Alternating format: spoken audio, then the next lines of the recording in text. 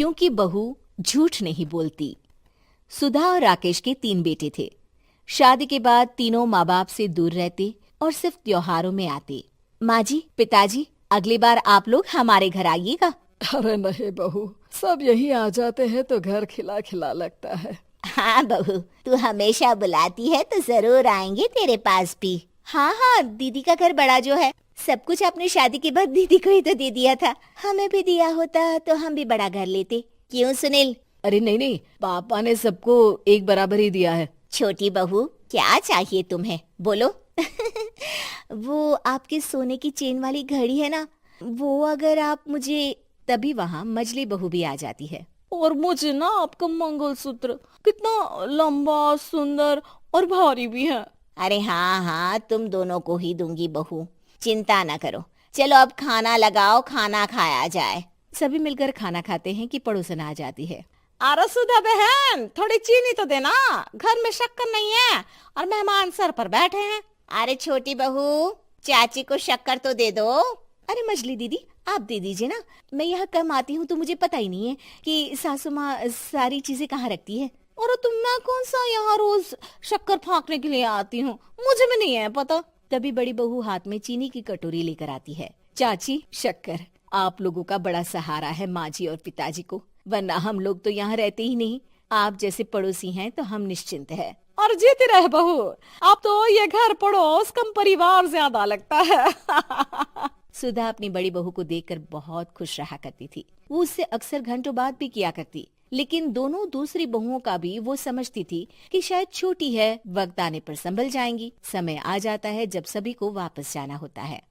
माँ जी, हम लोगों की फ्लाइट पहले है, हमें इजाजत दे। वो सास के गले लगकर चली जाती है। थोड़ी देर बाद छोटी बहू कहती है, माँ जी, मैं ना ये सोफे के कवर और चादरें ले जा रही हूँ, यहाँ तो ऐसी ही पड़ी रहेंगी। हाँ हाँ बहू, ले जा, और कुछ चाहिए तो बोल। और तो चाहिए बहुत कुछ, पर चलिए कोई बात नहीं, अगली बार ले जाऊंगी मैं। ऐसे ही मंजली बहू भी घर का बहुत सारा सामान ले जाती है। सभी के जाने के बाद सुधा राकेश से कहती है, घर कितना सूना लग रहा है ना। हाँ, और खाली भी। तुम्हारी दोनों बहुएं सब बटोर गई। अरे ठीक है ना, हम दोनों ही तो हैं, कितना सामान लगेगा, फिर उन लोगों की नई गृहस्थी, इतना मत सोचा करे। समय बीतता है। ऐसे ही हर साल त्योहारों में सुधा और राकेश के बच्चों की बहू आते और जाते वक्त ढेर सारा सामान पैक कर कर ले जाती। लेकिन कुछ ही सालों में सुधा का देहांत हो जाता है। पिताजी, आप यहाँ अकेले क्या करेंगे? हम लोगों के साथ चलिए। अरे नहीं नहीं बहू, इस घर में सुधा की यादें हैं, मैं उसे नहीं छोड़ सकता हूँ। अब तुम लोगों की माँ नहीं रही।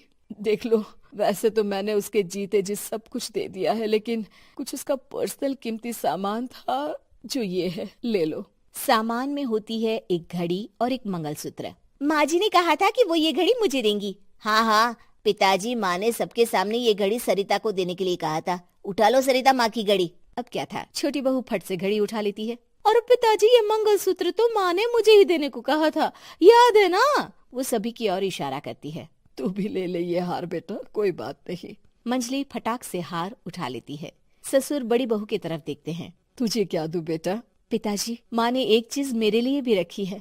सभी के कान खड़े हो जाते हैं कि आखिर सास ने क्या रखा होगा बड़ी के लिए। अरे माँ जी तो दीदी से प्यार भी ज्यादा ही करती थी, हमेशा उनसे बात किया करती।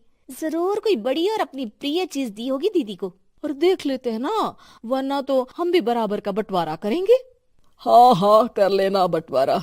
लेकिन बड़ी बहू, बताओ तो, सुधा ने क्या रखा है तुम्हारे लिए?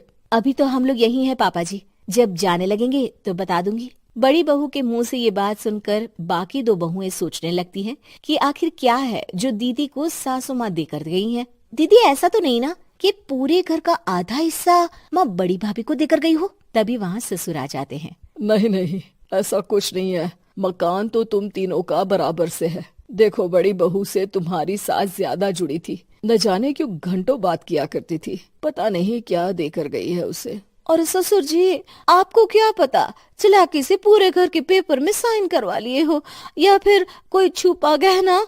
आखिर मकान पूरा तो आपने सासू माँ के नाम ही कर रखा था ना। अब घर में ये सस्पेंस बन जाता है कि आखिर बड़ी बहू क्या लेकर जाएगी। फिर वो दिन भी आ जाता है जब बड़ी बहू के जाने का समय हो जाता है। बेटा, परसों तुम चली जाओगी, बताया नहीं, माँ ने तुम्हें क्या दिया? घड़ी और हार जो बेशकीमती था और तुम्हारी सास को सबसे ज्यादा प्रिय था, उसका तो बंटवारा भी हो चुका है। अब तुम्हारी बारी। हाँ पिताजी, आज मैं ये बात बताने ही वाली थी। माँ ने मुझे उससे भी बेशकीमती चीज दी है और वो है आप। आपसे अधिक प्रिय उन्हें कुछ नहीं था। माँ चाहती थी कि आप मेरे साथ रहें। चलिए पिताजी। बेटा, मेरे पास तो कोई पेंशन भी नहीं है और ना ही कोई प्रॉपर्टी। लेकिन आपके पास संस्कार है पिताजी, जो मेरे बच्चे आपसे लेंगे, तो आपको ले जाने पर स्वार्थ ही है मेरा। चलिए ना पापा। सभी के सामने पिताजी बड़ी बहू और बेटे के साथ उनके घर चले जाते हैं।